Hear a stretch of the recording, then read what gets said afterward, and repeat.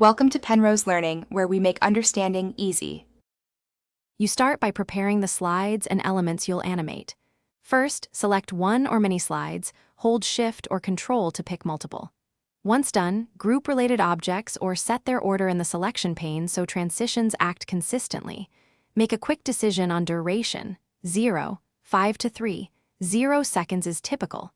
This reduces timing guesswork later.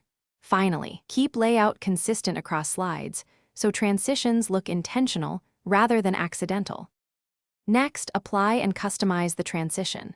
Open the Transitions tab and pick an effect from the gallery. You'll see a live preview.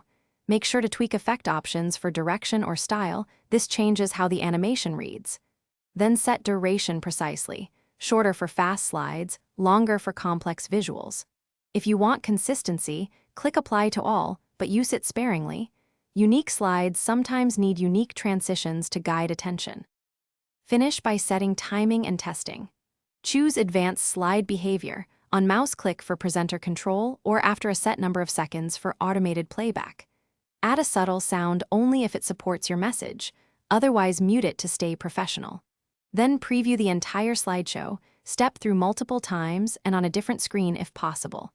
If transitions feel abrupt, lower duration or pick a simpler effect. If they lag, reduce duration or remove overlapping animations. Thanks for watching. If this was helpful, leave a like and consider subscribing. See you next time.